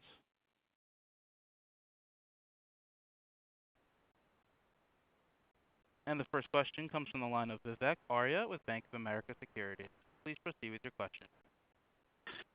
Thank you for the question. I had a near-term and a medium-term question. For the near-term, Lisa, I was hoping if you could give us some sense of the CPU, GPU mix in Q3 and Q4, and just tactically, how are you managing this transition from your MI355 towards MI400 in second half of next year? Can you continue to grow in the first half of next year from these Q4 levels, or should we expect some kind of pause or digestion before customers get on board the MI400 series? Sure, Vivek. Thanks for the question. So a couple comments. We had a very strong Q3 for the data center business. I think we saw strong outperformance in both the server as well as the data center AI business. And a reminder that was without any MI308 sales. The MI355 has ramped really nicely. We expected a sharp ramp into the third quarter, and that proceeded well. And as I mentioned, we've also seen some strengthening of the server CPU sales, and not just, let's call it near term, but we're seeing our customers are giving us some visibility in the next few quarters that they see elevated demand, which is positive. Going into the fourth quarter, again, strong data center performance, up double digits sequentially, and up in both server and data center AI, again on the strength of those businesses. And to your question, I mean, we're not guiding into 2026 yet, obviously, but given what we see today, we see a very good demand environment into 2026. So we would expect that MI355 continue to ramp in the first half of 26, and then as we mentioned, MI450 series comes online in the second half of 2026, and we would expect a sharper ramp as we go into the second half of 2026 of our data center AI business. Got it. And for my follow-up, there is some industry debate, Lisa, about OpenAI's ability to kind of simultaneously engage with all 3 merchant and the ASIC suppliers, just given the constraints around power and capex and their existing kind of CSP partners and so forth. So how are you thinking about that? Like, what is your level of visibility in the initial engagement, and then more importantly, how it kind of broadens out into 27? Is there a way that one can model what the allocation would be, or just how should we think about the level of visibility in this very important customer? Thank you. Yeah, absolutely, Vivek. Look, we're very obviously very excited about our relationship with OpenAI. It's a very significant relationship. Think about it as it's a pretty unique time for AI right now. There's just so much compute demand across all of the workloads. I think in our work with OpenAI, we are planning multiple quarters out, ensuring that the power is available, that the supply chain is available. The key point is the first gigawatt we will start deploying in the second half of 26, and that work is well underway. And we continue, just given where lead times are and things like that, we are planning very closely with OpenAI as well as the CSP partners to ensure that we're all prepared with Helios so that we can deploy the technology as we stated. So I think overall we're working very closely together. I think we have good visibility into the MI450 ramp, and things are progressing very well. And the next question comes from the line of Thomas O'Malley with Barclays. Please proceed with your question. Good morning. Thanks for taking my question, and congrats on the good results. I had a first question on Helios. Obviously, with the announcement at OCP, customer interaction has to be growing. Could you talk about into next year what your view is on discrete sales versus system sales? When do you see that crossover kind of happening, and just what initial responses have been from customers after getting a better look at it at the show? Yeah, sure, Tom. Thanks for the question. There's a lot of excitement around MI450 and Helios. I think the OCP reception was phenomenal. We had numerous customers and frankly bringing their engineering teams to understand more about the system, more about how it's built. There's always been some discussion about just how complex these rack scale systems are, and they certainly are. And we are very proud of the Helios design. I think it has all of the features, functions, reliability, performance, power performance that you would expect. I think the interest in MI450 and Helios has just expanded over the last number of weeks, certainly with some of the announcements that we've made with OpenAI and OCI, as well as the OCP show with Meta. I think overall, from our perspective, I think things are going really well in both the development as well as the customer engagement there. So in terms of rack scale solutions, we would expect that the early customers for MI450 will really be around the rack scale solutions. We will have other form factors as well for the MI450 series, but there's a lot of interest in the full rack scale solution. Super helpful. And then as my follow-up, it's a broader question as well, and similar to kind of what Vivek asked. But if you look at the power requirements that are out there for some of the early announcements into next year, they're pretty substantial. And then you also have component issues that you're seeing across interconnected memory.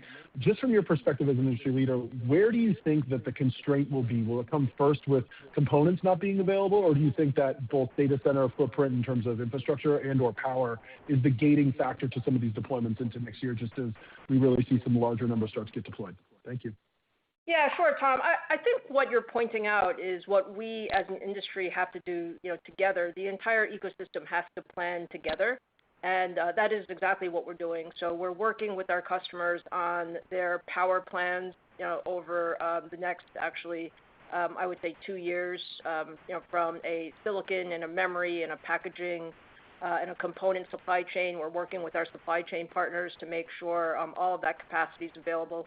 I can tell you from our visibility, we feel very good that we have a strong supply chain that is prepared to deliver sort of these very significant growth rates and large amount of compute that is out there. And I think all of this is going to be tight. I think there is you can see from some of the CapEx spending that there's a desire to put on more compute, and we're working closely together.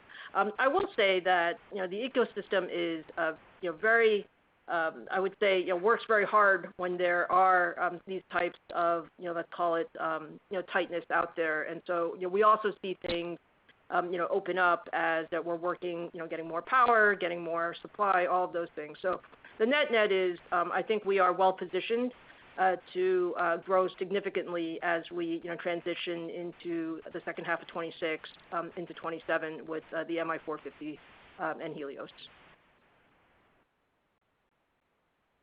And the next question comes from the line of Joshua Buchalter with TD Cowen. Please proceed with your question. Hey guys, thank you for taking my question. Actually wanted to start on the CPU side. So, you and your largest competitor in that space have talked about near-term strength supporting AI workloads on general-purpose servers from agentic. Maybe you could speak to the sustainability of these trends, and they called out supply constraints. Are you seeing any of those in your supply chain? And are we in a period where we should think about the CPU business on the data center side as being aseasonal, or should we expect normal seasonality in the first half of next year? Thank you. Sure, Josh.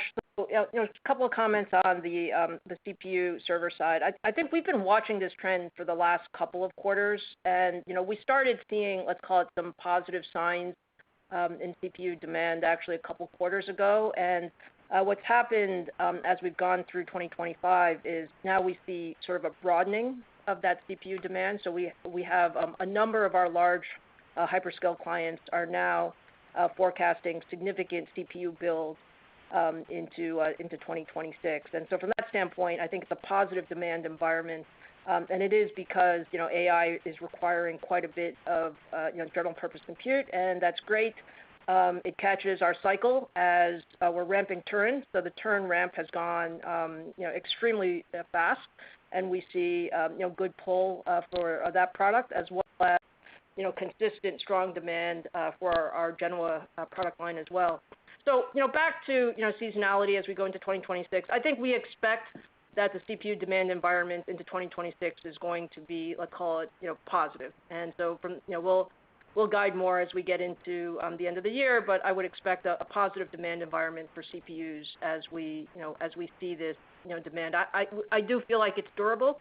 It is not a short-term thing. I think it is a multi-quarter phenomenon as we're seeing just much more demand as these AI workloads really turn into have to do real work. So, Josh, on the supply side, we have supplies to support our growth, and especially in 2026, we're prepared for the ramp. Got it. Thank you both. And for my follow-up, Lisa, in your prepared remarks, you highlighted progress you guys have made on ROCm 7. I know this has been an area of focus, and can you maybe spend a minute or two talking about where you feel you're at competitively with ROCm? How wide is the breadth of support you're able to offer to the developer community, and what areas you still have work to do to close any potential competitive gap? Thank you. Yeah, Josh, thanks for the question. Look, we've made great progress with ROCm. ROCm 7 is a significant step forward in terms of performance and sort of all the frameworks that we support. It's been really, really important for us to get sort of day zero support of all the newest models and native support for all the newest frameworks. I would say most customers who are starting with AMD now have a very very smooth experience as they're bringing on their workloads to AMD. There's obviously always more work to do. We're continuing to augment the libraries and the overall environment that we have, especially as we go to some of the newer workloads where you see training and inference really coming together with reinforcement learning. But overall, I think very strong progress with ROCm. And by the way, we're going to continue to invest in this area because it's so important to really make our customer development experience as smooth as we can.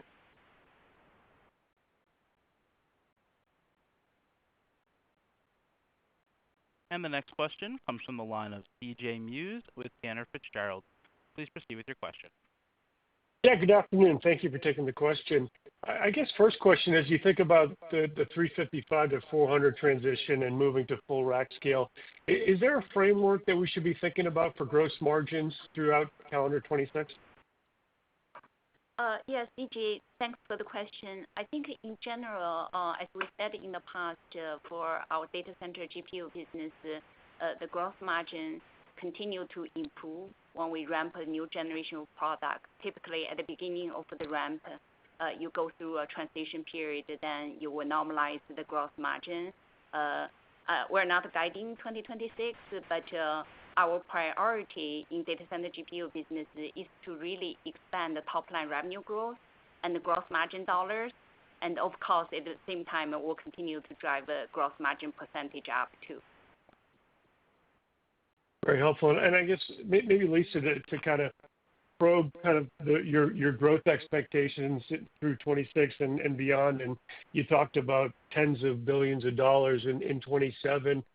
Can you kind of speak at a high level how you're thinking about OpenAI and other large customers and how we should be thinking about the breadth of your customer kind of penetration throughout calendar 26, 27? Any help on that would be super. Thank you. Sure, CJ, and we'll certainly address this topic in more detail at our Analyst Day next week. But let me give you some maybe higher level points. Look, I think we're really excited about our roadmap. I think we have seen great traction amongst the largest customers. The OpenAI relationship is extremely important to us, and it's great to be able to talk at the multi-gigawatt scale, because I think that really is what we believe we can deliver to the marketplace. But there are numerous other customers that we're in deep engagements with. We talked about OCI.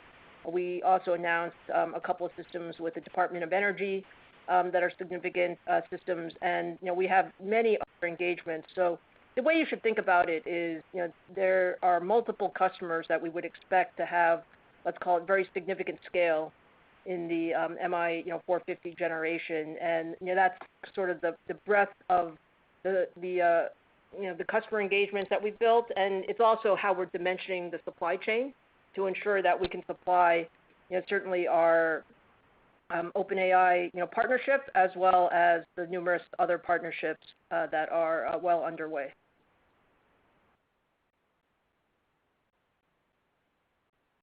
And the next question comes from the line of Stacy Rasgon with Bernstein Research. Please proceed with your question. Hi, guys. Thanks for taking my questions. My first one, for data center in the quarter, what grew more year over year on a dollar to percentage basis, the servers or the GPUs in data center? Yeah, Stacy, I think our commentary was, data center, grew nicely year over year in both of the areas, both for servers as well as data center AI. Yeah, but could you, just directionally, which one grew more than the other? I'm not even asking for numbers, just directionally. Directionally, they are similar, but server is a little bit better. Server's a little bit better. Okay. And then on the guidance, you said that servers, data center overall up double digits. You said servers up strong double digits.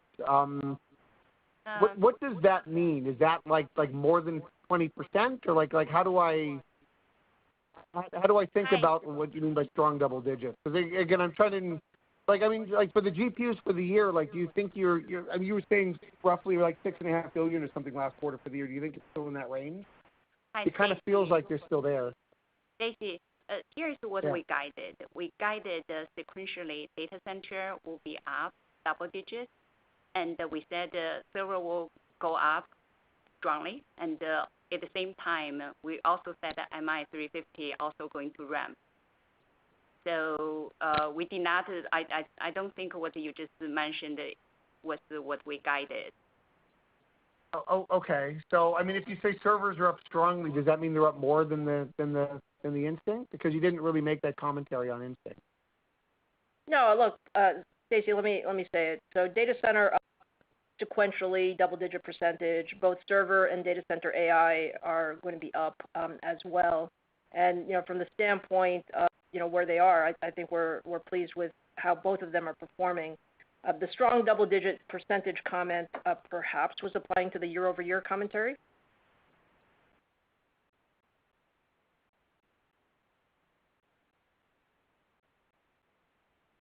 Thank you. And the next question comes from the line of Timothy Arcuri with UBS. Please proceed with your question.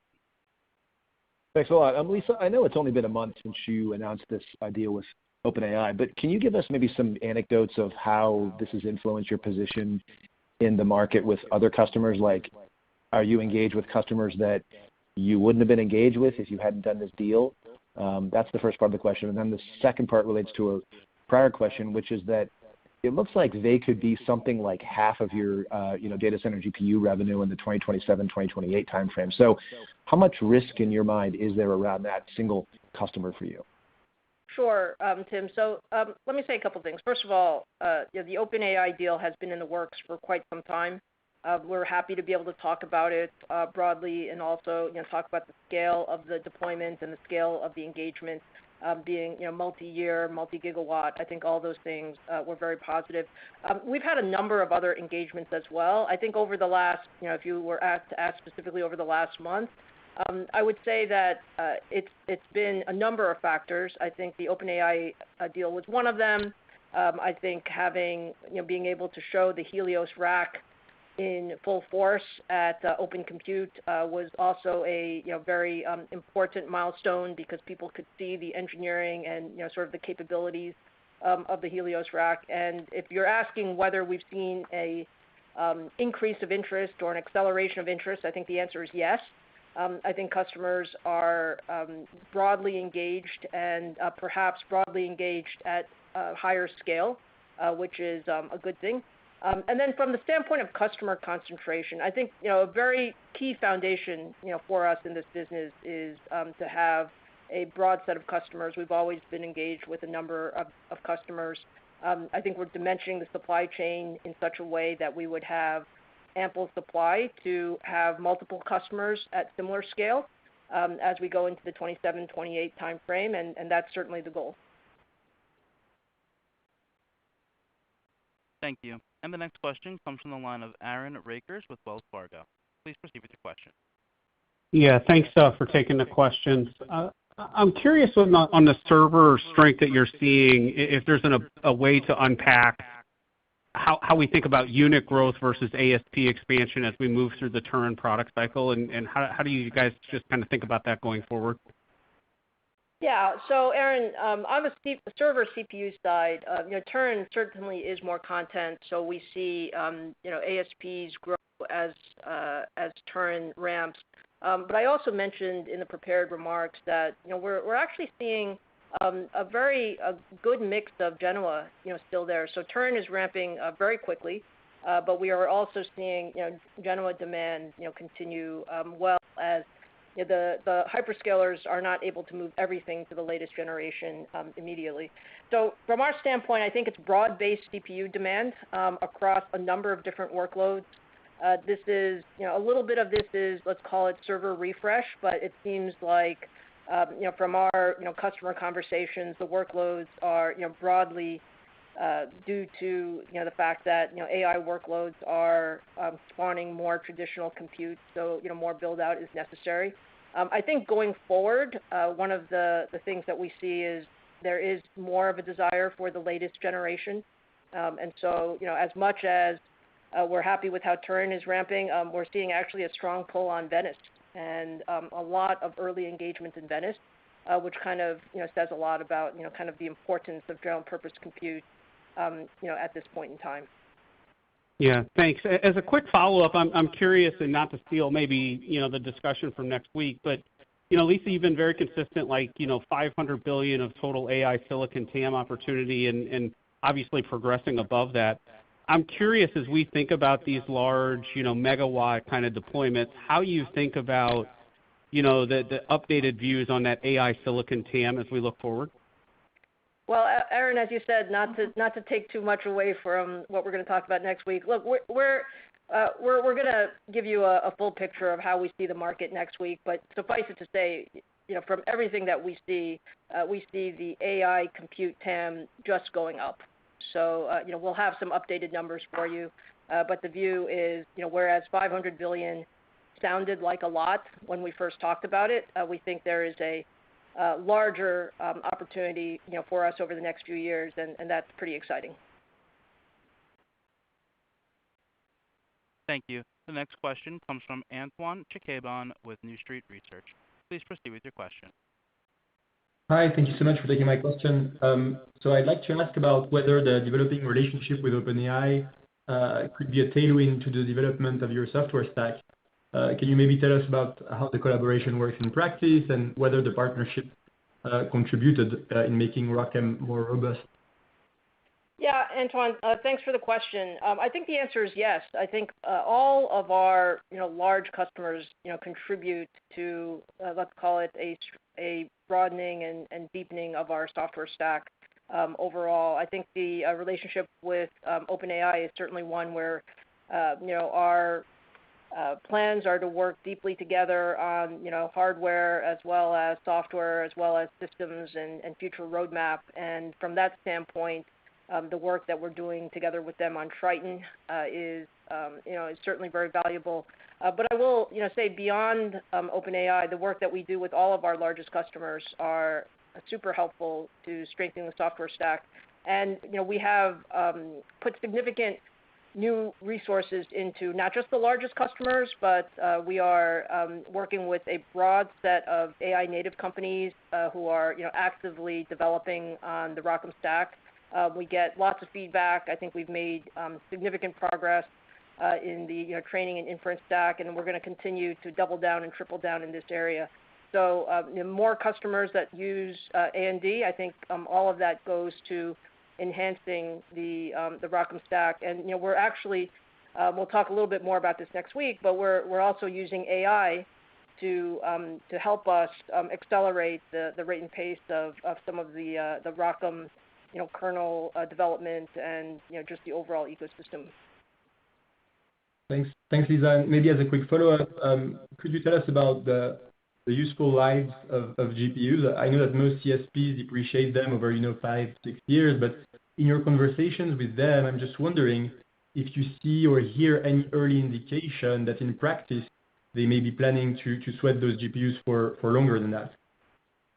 I think we have seen some early indications of that, Antoine. I think the key point being, clearly there's a desire to get on the latest and greatest GPUs when you're building new data center infrastructure. And, certainly when we're looking at MI355s, they're often going into new liquid-cooled facilities, MI450 series as well. But then we're also seeing the other trend, which is there's just a need for more AI compute. And from that standpoint, some of the older generations, MI300X is still doing, quite well in terms of, just where we see people, deploying and using, especially for inference. And from that standpoint, I think you see a little bit of both. And the next question comes from the line of Joe Moore with Morgan Stanley. Please proceed with your question. Great, thank you. You mentioned MI308. I guess what's your posture there to the extent that, if there is some relief that you're able to ship, do you have readiness to do that? Can you give us a sense for how much of a swing factor that could be? Sure, Joe. So, look, it's still a pretty dynamic situation with MI308. So that's the reason that we did not include any MI308 revenue in the Q4 guide. We have received some licenses for MI308, so we're appreciative of the administration supporting some licenses for MI308. We're still working with our customers on the demand environment and sort of what the overall opportunity is, and so we'll be able to update that more in the next couple of months. Okay, but you do have a product to support that market if it does open up, or are you going to have to start to kind of rebuild inventory for that? We've had some work in process. I think we continue to have that work in process, but we'll have to see sort of how the demand environment shapes up. Okay, thank you very much. Thanks. Operator, I think we might have time for just one more caller, please. Thank you very much. No problem. And the final question comes from the line of Ross Seymore with Deutsche Bank. Please proceed with your question. Thanks for squeezing me in. Lisa, this might take longer than the amount of time we have left before the top of the hour, but there's been so many of these multi-gigawatt announcements from OpenAI. How does AMD truly differentiate in there? When you see that big customer signing deals with other GPU vendors and ASIC vendors, et cetera, how do you attack that market differently than those competitors to not only get the 6 gigawatt initially, but hopefully more after that? Sure, Ross. Well, look, what I see is, actually, this environment where the world needs more AI compute. And, from that standpoint, I think, OpenAI has kind of led in the quest for more AI compute, but they're not alone. I think when you look across the large customers, there is really a demand for more AI compute as you go forward over the next couple of years. I think we, each have our advantages in terms of, how we are positioning our products. I think, MI450 series in particular, I think is an extremely, strong product, rack scale solution, overall When we look at compute performance, when we look at memory performance, we think it's extremely well positioned for both inference as well as training. I think the key here is time to market, it's total cost of ownership, it's deep partnership, and thinking about not just MI 450 series, but what happens after that. So we're deep in conversations on MI 500 and beyond. And we certainly think we're well positioned to not only participate, but participate in a very meaningful way across the sort of the demand environment here. And I think we have certainly learned a ton over the last couple of years with our AI roadmap. We've made significant inroads in terms of just what the largest customer needs from a workload standpoint. So I'm pretty optimistic about our ability to capture a significant piece of this market going forward. Great. And I guess as my follow-up, it'll be a direct follow-on to that. You did a unique structure by granting some warrants with this deal, and I know they vest according to a price that'd be very accretive and make everybody happy. Do you think that was a relatively unique agreement, or given that the world needs more processing power, that AMD is open to somewhat similar, conceptually similar, creative ways to address that demand over time with other equity vehicles, et cetera? Sure, Ross. So I would say it was a unique agreement from the standpoint that, unique time in AI, what we wanted, what we prioritized was really deep partnership and, multi-year, multi-generation, significant scale. And I think we got that. We got a structure that has, extremely aligned incentives. Everybody wins, right? We win, OpenAI wins, and, our shareholder win, sort of benefits from this, and all of that accrues to the overall roadmap.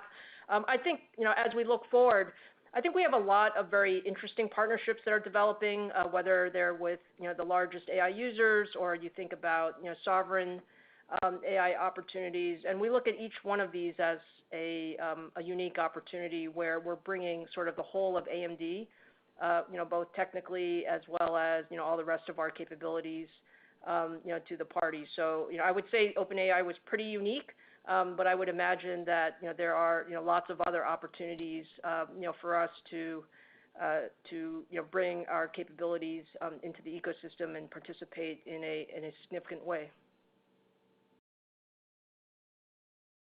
Ladies and gentlemen, that does conclude the question and answer session, and that also concludes today's teleconference. We thank you for your participation. Ladies and gentlemen, holy.